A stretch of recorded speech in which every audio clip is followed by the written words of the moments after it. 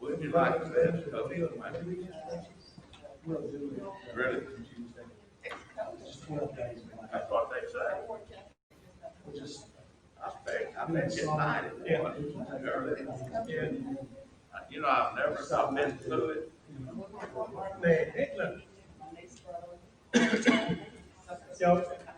Wow. Meeting is now called to order. It is 7/2/2020, 3 o'clock p.m. in the afternoon. This is a special call meeting.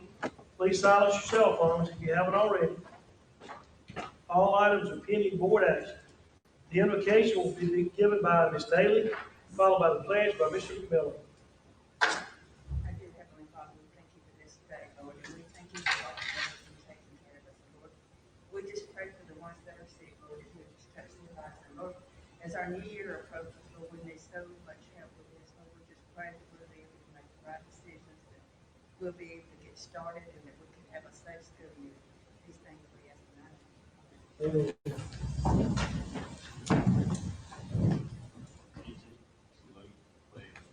I pledge allegiance to the flag of the United States of America and to the republic for which it stands, one nation under God, indivisible, with liberty and justice for all. Thank you. Roll call. Everyone here. Excuse me. Need a motion to approve the agenda. Second. Mr. McMillan. Second. Second. Any discussion or questions?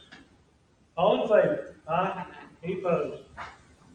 Financial report and bank reconciliations.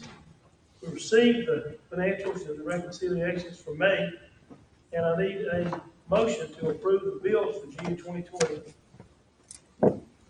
Hear a motion? Mr. Moody, second. Second. Ms. Daly, any questions or discussion? All in favor? Aye. Any opposed? Approval of bids. Request to approve bid 192007 for hand station bid.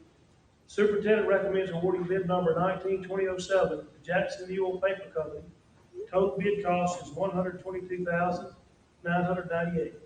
Jackson Mule was the only vendor to submit a bid. And you can see the product pricing list for details on your desk. I hear a motion to approve that bid. Would this be like, on the wall, hand side of it? Now, these actually, they're going to look almost like a podium. They're about waist high, and they'll have a dispenser that comes up out of the top of the podium. It'll be automatic, so when So you don't have to touch it? you don't have to touch it. When the kid puts their hand under it, it puts a dollop in there, and the product that we've got for these, according to the literature we've got, is a 4-hour activated formula. In other words, it stays active on your hands for 4 hours, up to 4 hours. So we felt like that was good. The product itself does cost a little more, but it's not so much that it's alcohol based, but more of it's a substance that stays active on your hands for up to 4 hours. So, And we'll be using federal CARES. yeah, this will be out of our ESSER funds from the CARES Act. So, yeah, it's touchless, it's automatic, and we're looking at putting anywhere from 5 to 10 of these in each school throughout the school. That, the total number you include in the school, does that price include the number you're planning for, or the total number? Or is that, that's not one machine, is it? That price includes the entire bid, which is 100 of those stations, like, let me open it up and I'll tell you exactly. Yeah, there's 100 of those Of individual 100. stations For that price? for that price. Okay, that And it's explains. also the product as well. It's got like a 400 cases of that hand sanitizer and 200 cases of towels that goes with it that they're able, so it's a lot more than, yeah, it's It's a lot of stuff. What, do they have an estimated life expectancy that you know? Of a machine? Let me see. It really You mean didn't it's- say, these are fairly Each new. machine that you install, what is the estimated time it will last before it malfunctions? Or doesn't function?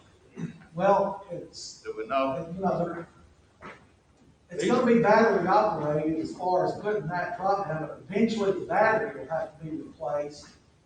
But other than that, it should last as long as you take care of it.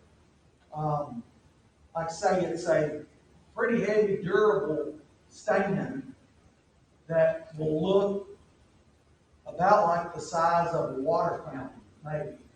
And, And it's action motivated. it's action motivated, and actually it also has a place, it also has a place in the back of it that you can put wipes and pull wipes out of it as well. Sounds great. I might can find a picture of one here somewhere, and if I That's do, fine. I'll Did show you it see on to here, you. it says your, hand sanitation stations along with foam and hand sanitizer. I'm all for it. Don't get me wrong, I'm just curious. Curious. I think it's great. All right, need a motion for that. So move. I second. Motion by Moody, second by Nate. All, any discussion question? All in favor? Aye. Any opposed? Thank you all. Request to approve bid 19-2006 for student Chromebooks. Superintendent recommends awarding bid number 19-2007 to Jackson, 2006 for student Chromebooks to Tropson. Total bid cost is $493,320 for student Chromebooks as a part of a one-to-one initiative, and this will also be under the Federal CARES Act funds to pay for these items. I hear a motion. Motion, Ms. Jones, second by Mr. McMillan. Any discussion, question? I like it. It's good. Yes, sir. How many of these did we get? This is 2,000 Chromebooks, 1,000 actually, I think HP Chromebooks, and 1,000 Lenovo Chromebooks for a total of 2,000. In addition to what we already have on hand throughout our schools, we'll have enough Chromebooks or devices so that every student grades 1 through 12 will have their own device. All right, in case we have to close school for a length, or any length of time, Yes, sir. will each child be able to have one at home? They will. Our plan is for these, grades 1 through 4, they will each have one, but we're keeping those at school when they get them. In other words, Normally, they won't check them out. no, they'll stay in their classroom. Now, grades 5 through 12, they can take theirs home every day. Now, they are in case of theft or loss or damage. What? They are, we're working on that, agreement, there'll probably be maybe something similar to a technology fee of $25 that each parent will pay, and all that money goes into a pool that would be used to replace any, stolen or damaged Okay, machine, as long as it wasn't intentionally damaged. that's it. We're looking at our policy would be if one comes up missing and a parent would say it was stolen, then they're gonna have to provide a police report that says it was stolen, not just, well, we don't have it, it must have been stolen, but, Good, good. you know, there are other school districts around the state that have had this one-to-one initiative for several years now, so we're gonna model our policy after the best of what we find in all of those. Well, each, we don't know, I don't know, and I don't know where Wes Lawley knows yet. He is not here today, but Okay, well, do we know, is the whole county, able to receive internet service. Internet, Right now, no, but the governor, the legislature, State Department of Education, companies like Alabama Power and others, they're working on it. You gotta have two things. You gotta have a device and you gotta have internet. We're going to see to it this year that all of our students have a device. And the governor and legislature and others are working on expanding internet service into rural areas. there's undoubtedly, this is a foolish question, undoubtedly, there's not a law that says you have to have internet service yet. I wonder if the legislature could, make that a law. Has anybody thought of that? We've been working through it from Alabama Power for rural broadband, and actually one of the leading guys is uptown, Josh, I got his last name, Lambert. He's got a company that's totally integrated into this. And I've seen the plans and stuff, the first part is gonna come down through Woodstock and West White Well, in our area. the reason I'm asking that, I mean, related to textbooks, every child's entitled to free textbooks. Of course, we know that's not dependent on any other energy source. But each child is entitled to a public education by law. Good question, for sure. And so with the advent of this use of technology, I'm wondering, like, way back when Alabama Power didn't furnish electricity everywhere until the state legislature mandated by vote, if you know about that. I'm old enough to remember that. But, bragging, but actually, that's how they got, rural electricity. By law, Alabama, or whatever power company, had to provide to everybody. You built a house way out, And basic accessible. right? Am I right, Mike? But, so that's why I got to thinking about that. I don't know if anybody's ever approached it from that angle as far as, you know, as the, equal education opportunity based on new technology, you know, but that's got to come up. Somebody might need to, that would actually ensure each child could Sure would. definitely have a chance, Would. equal chance. I know it's crazy when you live in a rural area, you know, we're so spread out and it helps you and it hurts you. And, Right. I know I was friends with the principal from Gulf Shores High School for years, and he would get me down to give them a little talk about the first day of school, it was incoming freshmen, and they would give all of them Chromebooks that day, and it just killed me because we couldn't do it, now we can. And so we're, you know, even though, you know, we're, I guess you'd say we're behind the times in a lot of ways, we're also ahead of them. And thanks to the work of this group, you know, our kids are gonna be set. I would imagine having a Chromebook in your house for kids would spur parents, if they don't have internet and they can get it, would make them. One of the things we found out when schools closed in March was that there were a lot of parents who actually indicated that they had internet service, but their children didn't have devices. They didn't have Chromebooks or laptops or iPads or anything else. Because a lot of them, this is all they had. Even though they had access to internet, you can't expect a child to do and read and work lessons on a smartphone. Right. So there are other rural districts all over the state. If you watch the news just in the past month, both Perry County and Greene County, through grants from Alabama Power, have provided devices for all of their students. Now, they don't have internet everywhere either. I can guarantee you that. But this is at least a step in that direction. And where we don't have the means to run internet, What we're also going to do is what other systems have done is we're going to look at purchasing the mobile hotspots to put on the school buses.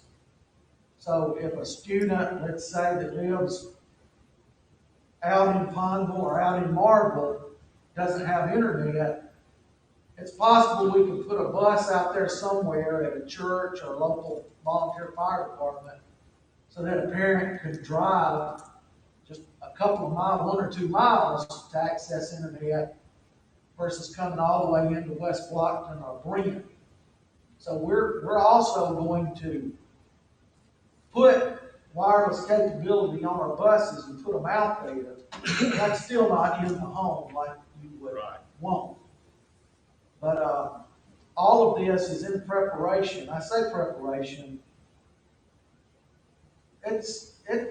I don't know if or when, but if we ever have to close schools again like we did in March, we're gonna be a lot better prepared for the students to continue their education at home if every one of them has a device. One thing we talked about, we're looking into this morning, it's also possible, I think, we could see that we can put every single textbook on the device. It's not, when you talk about the machines today, it's not a lot of space or memory to take every single textbook that they've got and download it onto a device. That can be done now, as a matter of fact. What I'm not so certain of is if they can access that book without having the internet. We know they can access it online. Publishers Warehouse has made available almost every one of their textbooks is available online. Back in 15, 20 years ago, they used to give you with each textbook a CD-ROM that you could put in your computer at home. So, by each student having a device, we might be able very soon to take care of the issue of whether they've all got a textbook or not. Because we think we can put every single one of their textbooks on their device and they can read it and see it whether they're online or not. But we've got to look into that a little more. Getting back to what your original question was, yeah, middle school and high school students, once we issue the device, we're also planning to issue them it's smaller than a backpack, but it's gonna sort of look like a backpack, but it'll be a tote bag or case that's padded that they can put their device in. Good. And, so we'll be ordering 2,000 of those so that every middle schooler and high schooler will have not only a device, but something that we feel like is a little safer carrying around in than, Is that what's in the office over there? there's one in the office, it's front office, I wish I brought it over here, but there's one over there. So this bid is for 2,000 Chromebooks, in addition to about the 1,800 we already have on hand. Every student, first through 12th grade, will have their own device. We will allow grades 5 through 12 to take theirs home overnight on the weekends. It's issued to them. The first, second, third, and fourth graders, because of typically just their ability to keep up and take care of something, those will stay in the classroom, but it still will be, each child will have their own in the classroom. And then if they ever are sent home due to a school closing, or if a student tests positive, or their parent tests positive, they have to quarantine for 2 weeks or 3 weeks. We've got a device, cross our fingers and hope they've got internet at home. Right. Will each child have a number or some type of ID assigned to the Chromebook that they carry home? Will they have an ID assigned? Will they have an ID, a certain number assigned to them We so will that know who they has, won't get them mixed up we or will know whatever? who has each device. They will be labeled with an inventory tag and it will be checked out to that student. Yeah, we'll be able to know when we hand a device to a student, we'll be able to identify it wherever it is. They probably come Also, with a QB code on it, right? I mean, we're also purchasing, as part of SEPA, the devices will also be loaded with, filters so that a child couldn't have it at home and access sites that they couldn't access at school. They'll have filters built, programs downloaded or built in so that, just like if they were at school, if they Googled something, wanted to search something that we don't allow at school, they won't be allowed to access it from home. That's technology I wasn't aware of, but according to West Wally, we'll have that, so they can't go home and their, an older brother or sibling or anybody get on it and try to look or download inappropriate material. They'll have filters built in so that they can't access that. Now, I say that, They come with that. we're gonna have to purchase it. We'll purchase it, but it'll be installed on each device. they have that in those other schools too. Yeah, it's pretty common, so, but you do have to purchase it. So, There it is. yeah, this is what the, little, it looks like a little backpack, but the inside of it feels like memory foam. So it'll protect it and, it's a few dollars extra more, but we're gonna put our logo on the back of each one. So all of our, 5th through 12th graders, when they get the device, the Chromebook, they'll also receive one of these along with instructions and, the agreements and things for parents to sign. But, again, we're following and using the best of what other school systems have already put in place as far as agreements and, insurance and replacing and charging chargers and all of that. We're gonna be doing it, like a lot of other school systems already do. That's an excellent question, though. I'm gonna try to push it up the chain, maybe Kim Ward, Good. and just say, has anybody even approached it through this angle? We are at a disadvantage We are. in certain areas in our state for equal access. So, I think that's a good, Mike. But I appreciate the answer, and, I know we need to move on. Thank you, Mr. Well, I'm excited about it. We've talked for a long time in this system about getting a one-to-one devices for all of our students, or even for half of them, or just the high schoolers, but, if anything good comes out of this pandemic, funding, the CARES Act funding that they've given us, absolutely allows us to do stuff like this. Right. So, Mr. Oakley, I think maybe that was discussion, or we. it was, we got a motion in a second. All in favor? Aye. Any opposed? All right. Request to approve bid 19-2004 for asphalt for Bibb County Career Academy. Superintendent recommends awarding this number to McCormick and Materials in the amount of $17,475. Hear a motion? Second? Second. Any discussion or question? This is due to, the road leading up to the career tech, especially the road on the north end of the school. We had to shut the gate this year. It's old potholes, washing, I don't know. Here, Mr. Franklin, like to add any of that? Yeah, sure. The two gates, one on the end, told was blocked. It deteriorated so much, I couldn't let the buses come up that road anymore. And what they do, they come.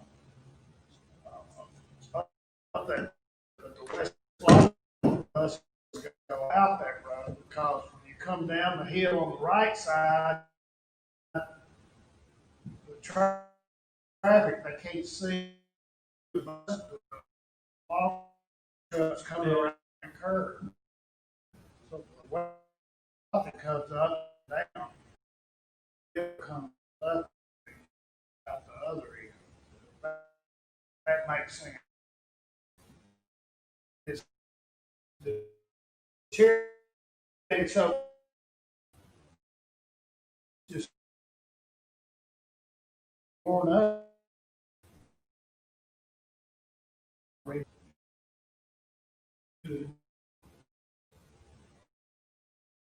All right, all in favor? Aye. Aye, any opposed? Request to award Scott Architect to draft formal plans for Bibb County Academy. Superintendent recommends approval to design formal plans and drawings for the renovation of the Bibb County Career Academy. Your motion. Second. Any discussion or question? Mr. Franklin has come to, me and CSFO for probably the better part of a year or so now. There's been a need at the Career Tech to have a girls' restroom in the shop area. You know, 40 years ago when that building was built, at that time, there generally wasn't much thought put into females going into welding and automotive technology, and so there was never a girls' or ladies' restroom built up into the shop area. So it's something that's been long needed, and that's one aspect of what we're looking at as far as stations. That includes moving around some of the programs.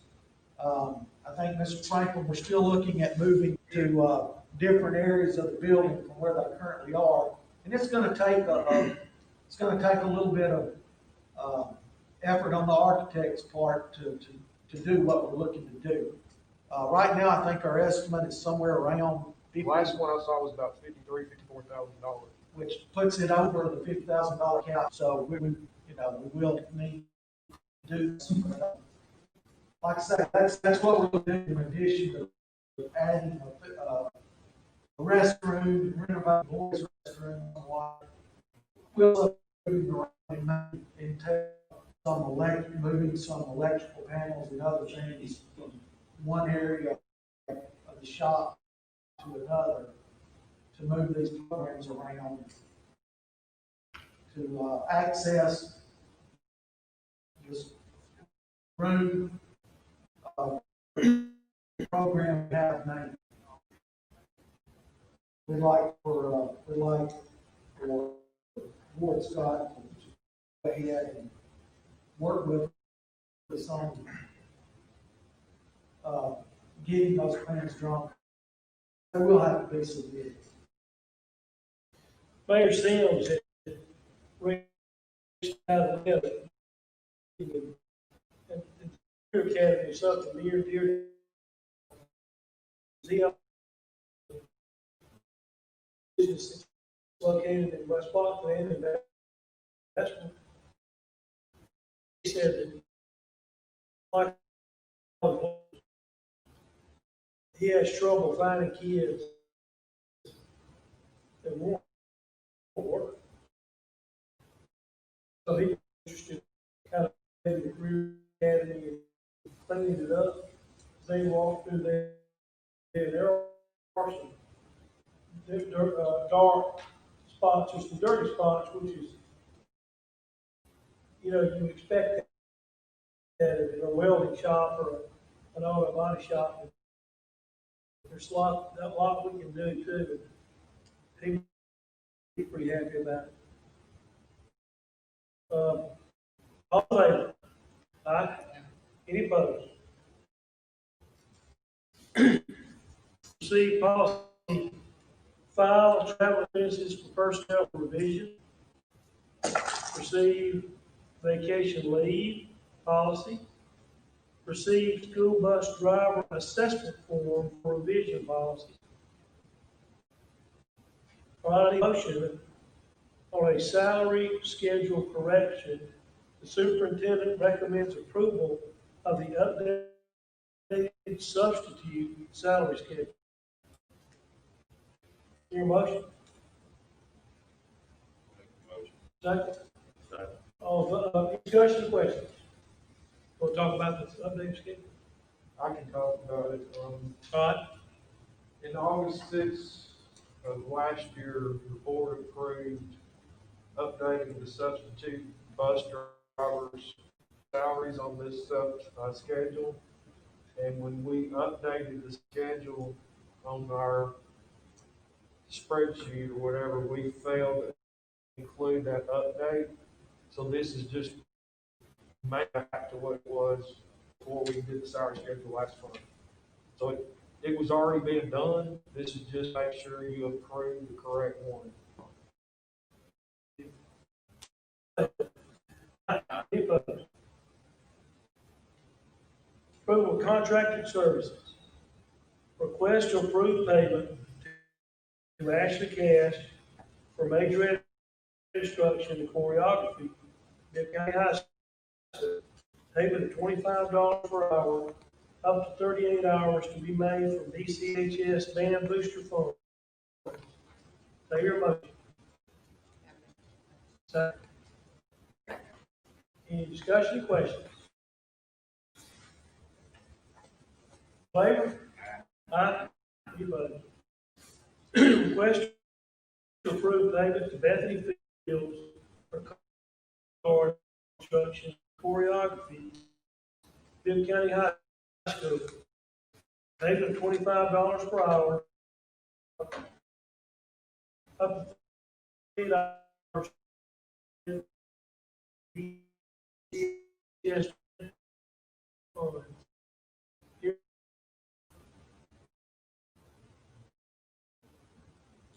Second. Second. Any discussion, questions? All in favor? Any opposed? Request to approve payment to Trenton Hopkins for drumline instruction, Bibb County High School. Payment of $25, 45 hours to be made from BCHS Band Booster Funds. Your motion. Second. Second. Any discussion or questions? All in favor? Aye. Any opposed? Request approval of the annual contract with Barbara Terry's Nurse Consultant. Payment of $6,000 for the 12-month period beginning July 2020 and ending June 2021 to be made from district general funds.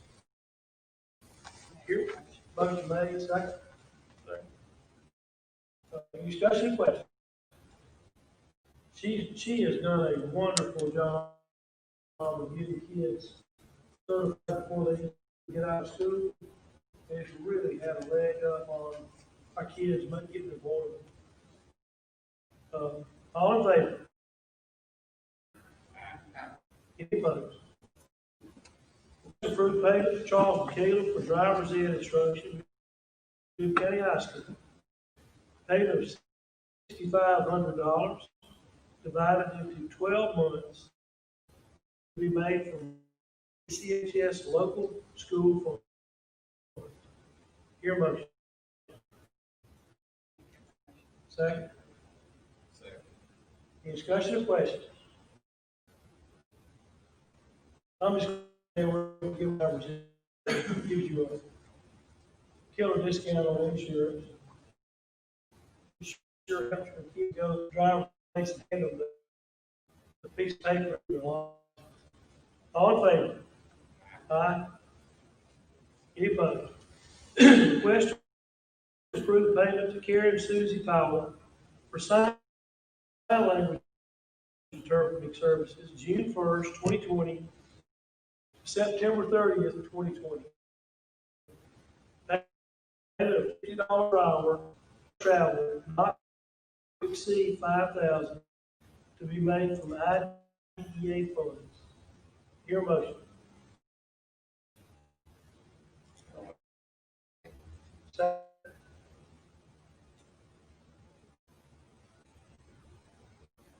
Motion second, by Ms. Jones. Discussion, question. All in favor? Aye. Opposed? Approval of Kim's. Request to approve West Block High cheerleaders to attend a home cheer camp conducted by UCA on August 20th. Instead of attending previously approved cheer camp UA due to its cancellation. Your motion. I make that motion. So, discussion. They have had probably one of the longest continual runs of that. Many cheerleading squad in the state.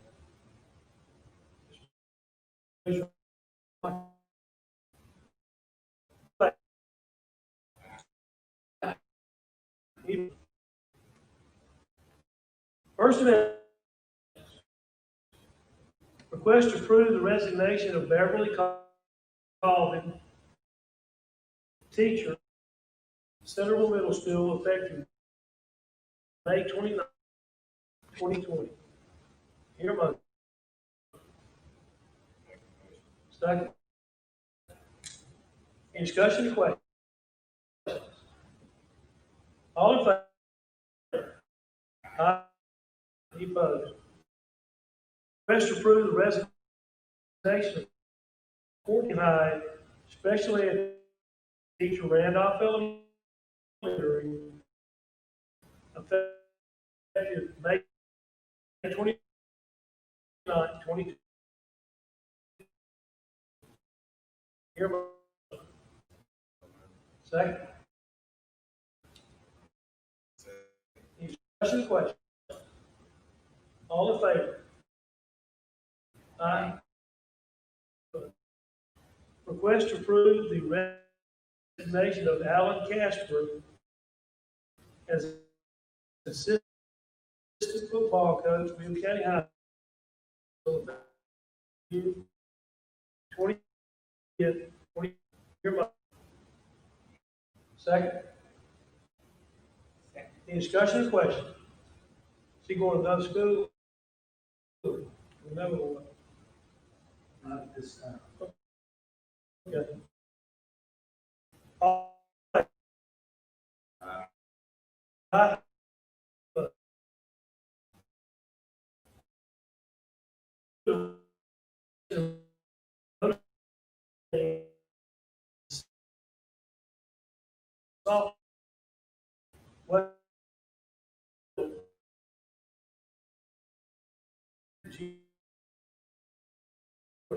Your motion.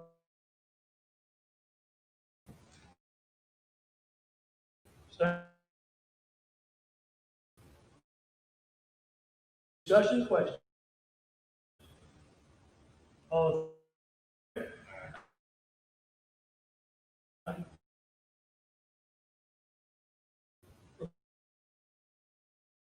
The resignation of Chelsea Hyde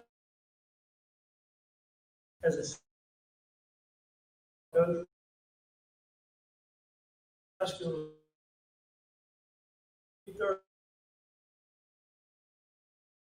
40. Your motion.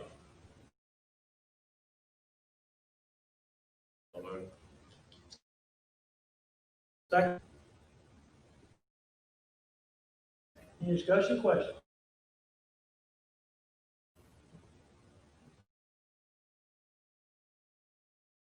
What's the deal with Jesus?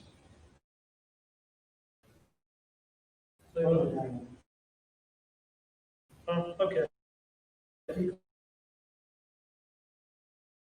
Never mind. Never mind. Except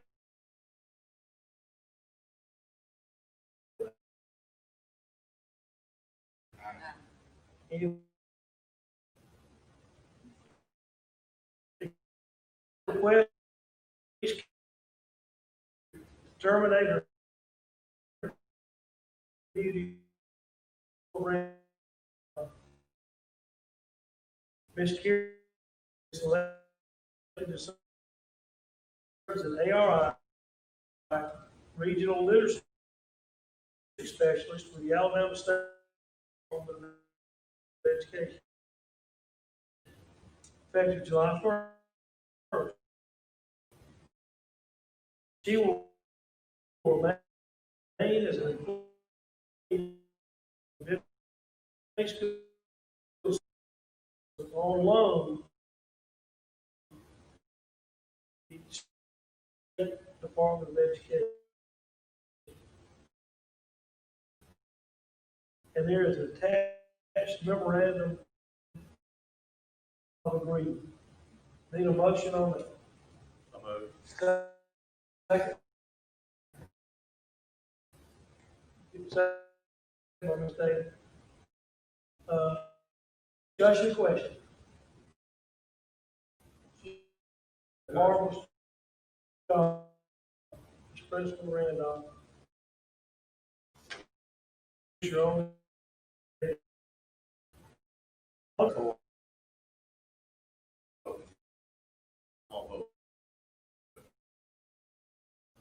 Mr. McGee, you did work it out with our lawyer. Right. There is a memorandum of agreement that the State Department has worked out so that all of the contract principals, and I think there were 12 around the state that were selected to work for the Alabama Reading Initiative. They did work out the guy here, and I can get a copy of it to you, but it's been through both board attorney and the State Department judge. I knew you would. So, What it's, comment? well, I got a feeling. well, she's, you know, she's done great at Randolph. This is an opportunity for her. We're proud of her. We're, you know, we're extremely proud. And I said last month when, you know, state start picking your people to work for them, you feel like, you know, they've done a good job, you know. So she's excited. She was in here earlier today at the principal's meeting, and we're excited for that job. We did go ahead and post it. It closes, I think, Monday, and, excuse me, a week from Monday on the 13th and 14th. So, accordingly on the 14th, I hope we'll be ready to, at that point, interview and have a recommendation for a new principal at Randolph, in 12 days. All right, all in favor? Aye. Any opposed? Request to approve the employment of Langford Williams as eighth grade English teacher with middle effective 2021 school year. Your motion. So moved. Discussion question. All right. Aye. Any opposed? Request to approve the employment of Ashley Eaton, sixth grade teacher, West Blockton Middle, effective 2021 school year. Hear a motion. Second. Second. Discussion or questions? All in favor? Aye. Aye. Any opposed? Request to approve the employment of Hayden Gaither as first grade teacher, Red Elementary, effective 2021 school year. Hear a motion. Second. Second. Any discussion or question? All in favor? Aye. Any opposed? Request to approve the employment of Sherry Finley, CMP worker, Woodstock Elementary, effective 2021 school year.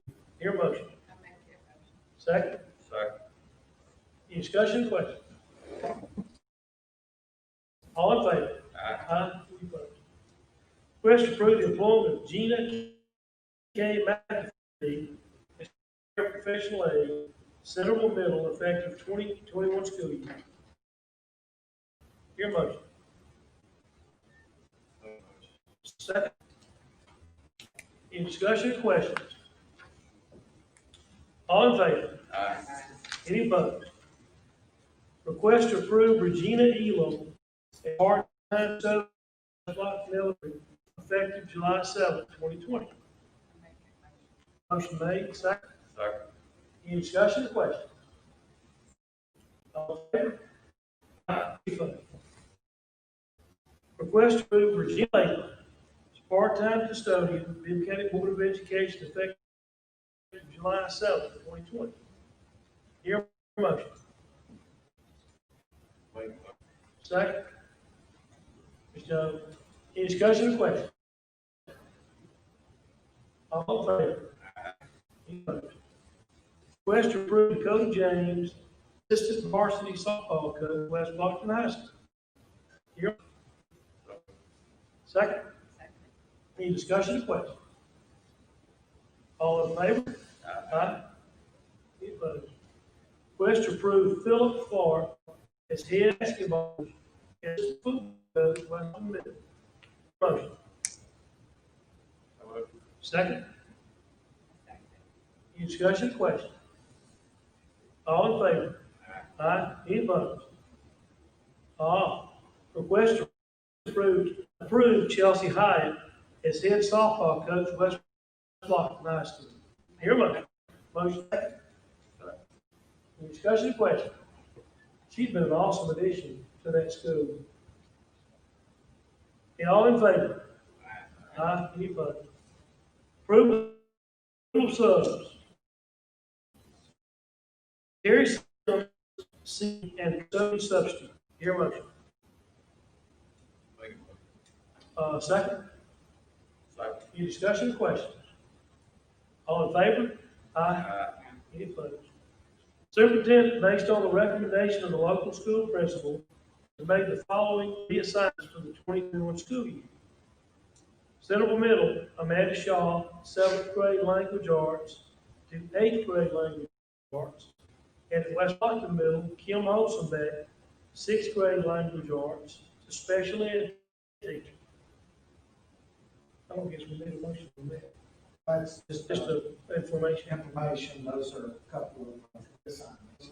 That board meeting July 14th, 2020, 5 o'clock. Is everybody do that? Superintendent remarks. Board members, I know that you probably watched or read the State Department of Education, Dr. Mackey, the state superintendent, released that long-awaited roadmap, which we opened in schools last Friday. He shared that with us, the superintendent's conference, Monday, Tuesday, and Wednesday. It actually went through a few redrafts and revisions after he shared it with us. It's not what we were expecting. I think that's been the common theme all over the state, that educators and parents were thinking or hoping that there would be a little more guidance as far as here's how you're gonna do, here's what you need to do. in hindsight itself is very valuable as far as providing just an abundance of guidelines and considerations for each individual school district to create their own plan for it. And that's what's happening now.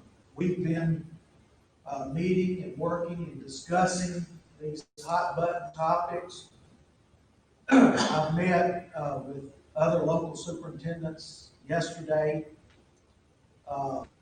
in the District 7 area, meeting with them in Tuscaloosa next Wednesday. We've already received a couple of plans from other counties and cities around the state that have completed theirs, or at least a draft of theirs. So we're working on it. There's a lot of every facet of school life, from even before the student on the bus in the morning, to arrive at school, breakfast, lunch, instructional program, virtual learning, sanitation, health, extracurriculars, football, Friday night, band, competitions. All that has to be held up against the current pandemic and how to best safeguard our students and employees when having school start back in August. There's a lot to sort of unpack and look at and put into the plan. Right now, things such as masks, I'm telling you right here at 3:44 on Thursday afternoon, we won't be requiring and making it mandatory to use the mask. That could certainly change if the government and health department say students attending school should wear masks. But right now, they haven't made that decision, and we're not going to mandate that. Now, employees, anytime any employee is around students and other employees, we did get an email just this afternoon or around lunch today that the Alabama Department of Public Health has secured $2.5 million to supply every employee and student with 3 masks. And we should be receiving those in August. So, Mr. Hagan, I've been talking about it. That sort of tells me something that they're going to go ahead and tell us right now. I mean, 3 masks for every student. Yeah. I'm not saying it's coming, but they sure, the people around the state that are adamant that masks are what's going to turn this thing around, they're being heard. And those people are medical professionals. It's our doctors and medical professionals. The nurses and I, or the district nurse, Ms. Tucker, Ms. Barbara Terry, Dr. Partridge and I met with Dr. Waits yesterday for about an hour and a half. You know, Dr. Waits just came right out and said, this isn't a political issue. It's a health issue. And when our own community doctor tells us that wearing a mask can and will be a game changer for fighting the spread of this illness, I'm taking him at his word. And not just because it's Dr. Waits. All the medical professionals have said it. The Alabama Department of Public Health has said wear a mask. The governor's safer at home order, if you listen to her Tuesday, Now, she says if people just do what we've asked them to do,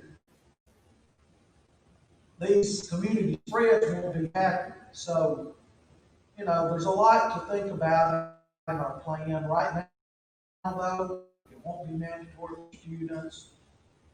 It will be for any employee under practical conditions if they're working around students, whether that's a mask, facial covering, or it could be the clear shields, which is what some systems are providing for all of their K-3 teachers.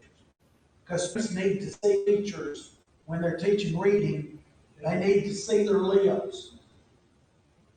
It may not be as important in the upper grades, but the science is there, the data, the research, is that when students are learning to read, they need to see their teacher's mouth formulate these words.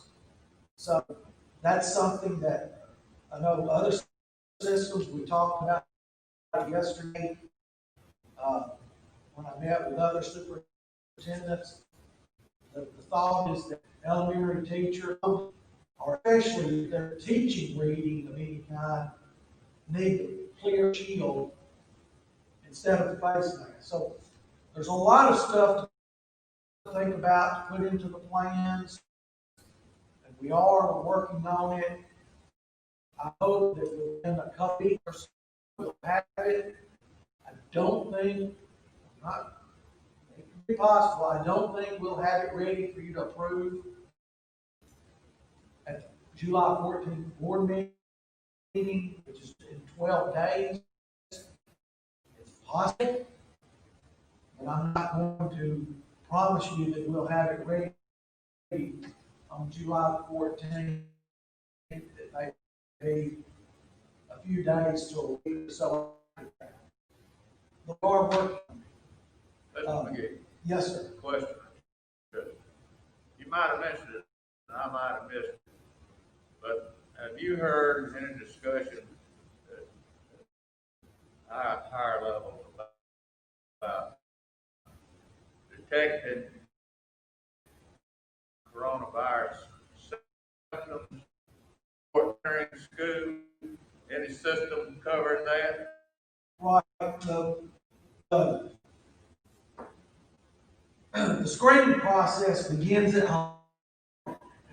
We have got to educate our parents that it is their responsibility at home to screen their own child for any symptoms. That's gonna be a weak link. For No some, doubt. because we know that we have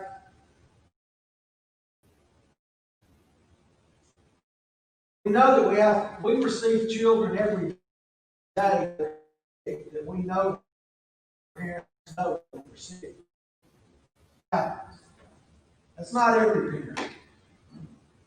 But our nurses and principals can tell you numerous cases of seeing a kid home today with a fever and you to be right back to school tomorrow with a fever or other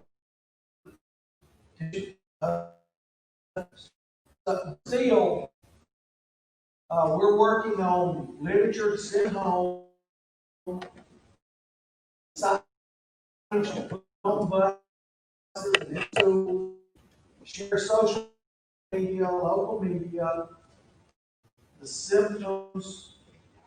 If I'm not mistaken, I think there's 6 to 9 known symptoms right now.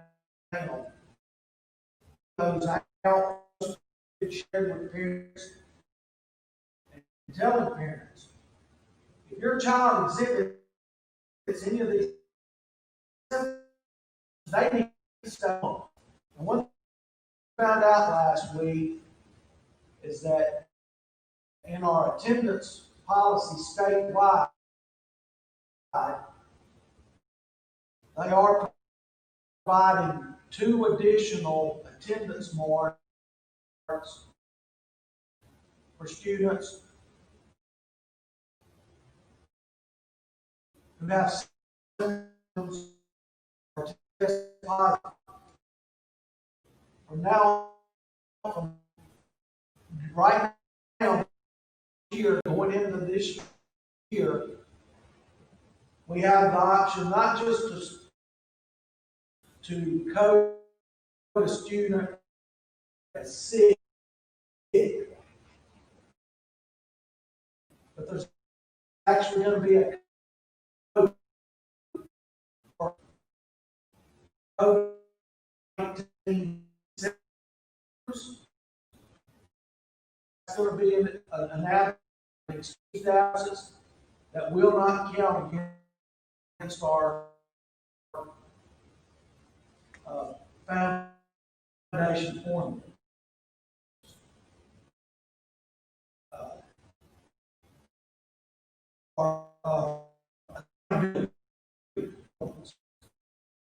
So there's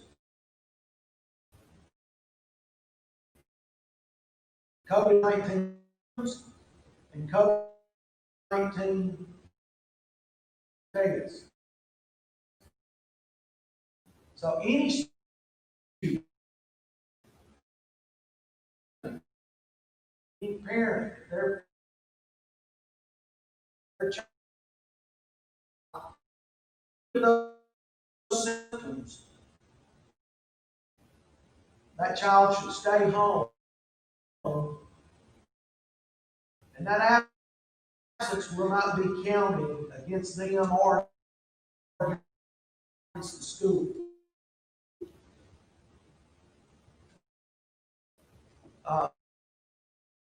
And of course, they have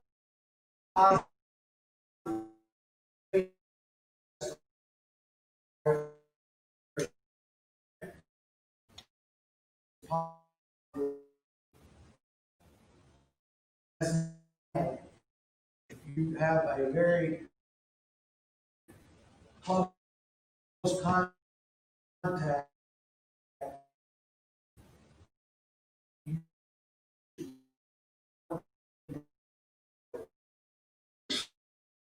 so the screening should be get it home.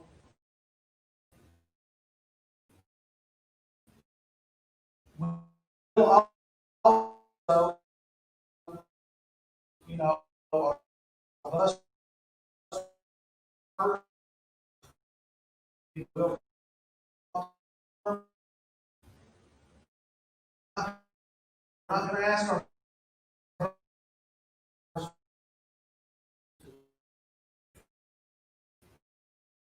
they've got to focus on safety, driving,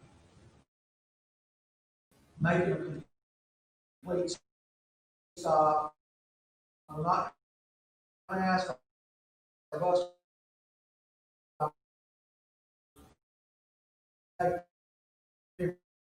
but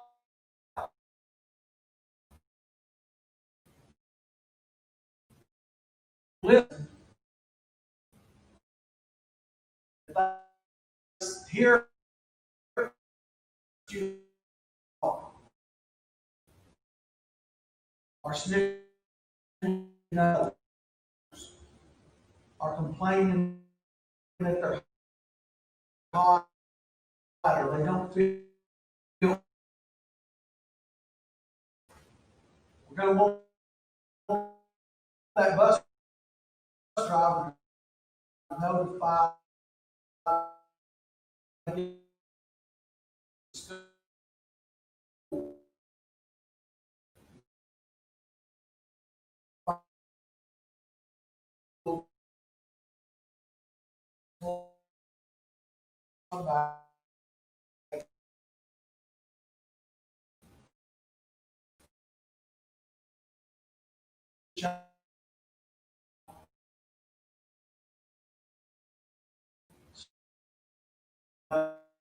this child. This child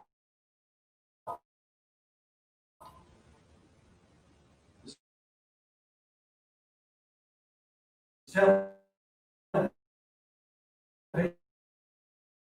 people that they don't feel good.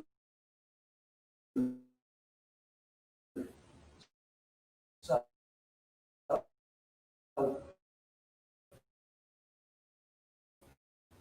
that's how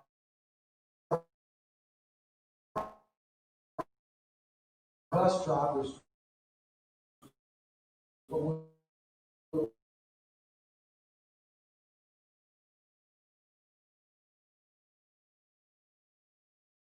have to do. When they get to the school,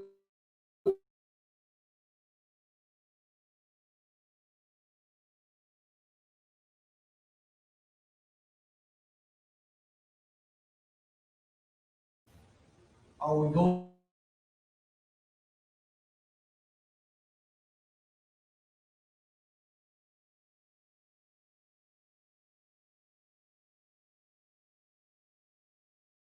ahead?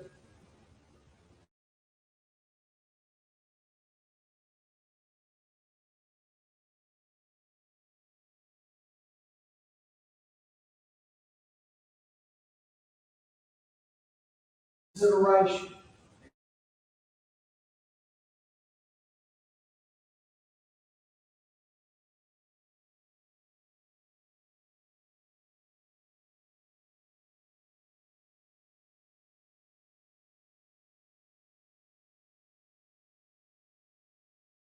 Was what's practiced.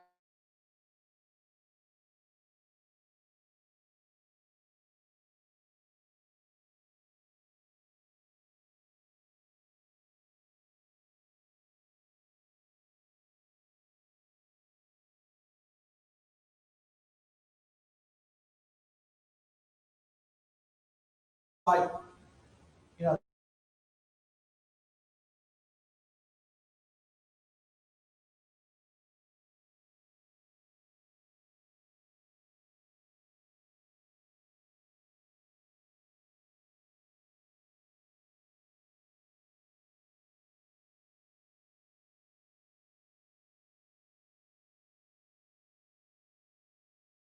we can't do that.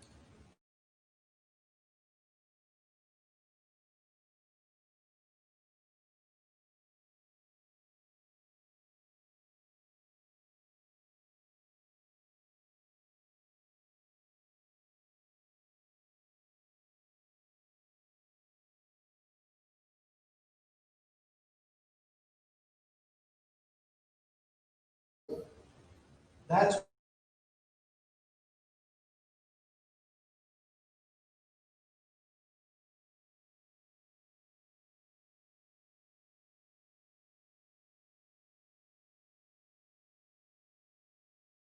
is what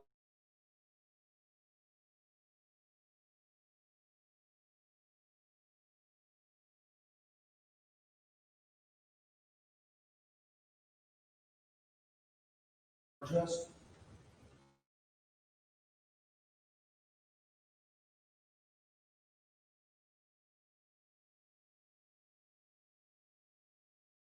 How are they gonna handle?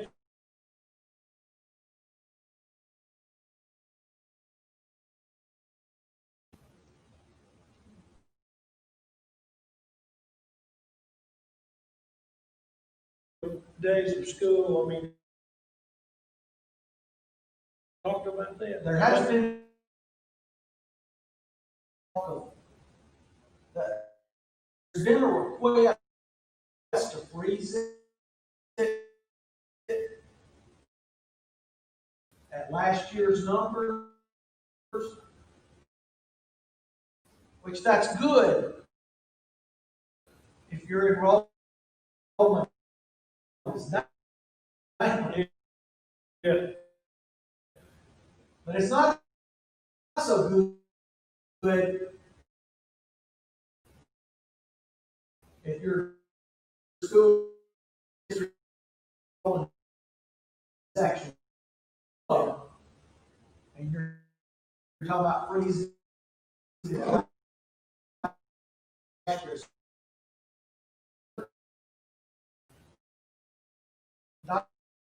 Plug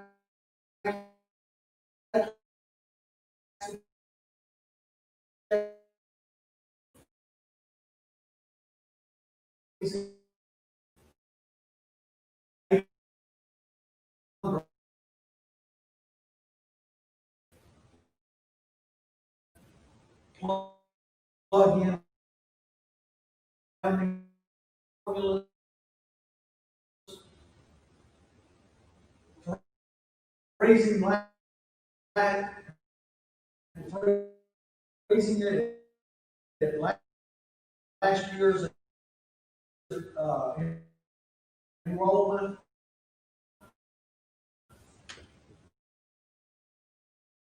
Versus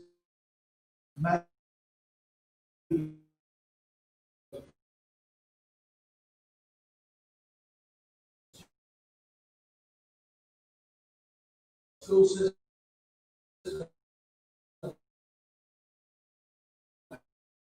has increased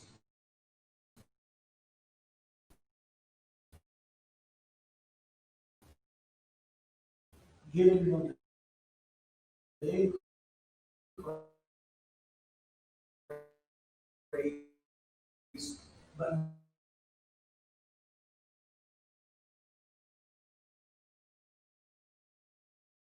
letting the enrollment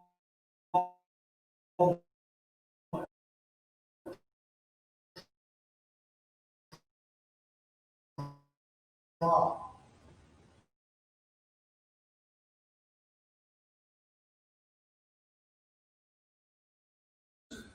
Who pick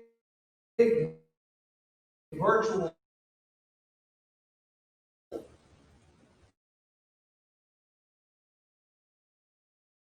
platform Still be counted. still be involved. They're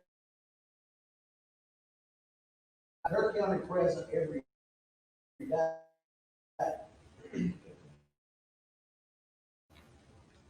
But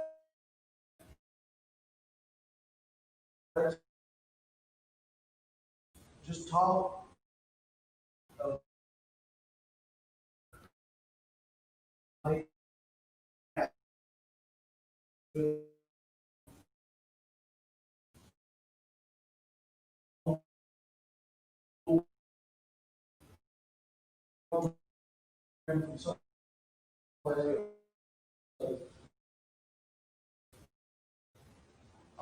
it is a concern about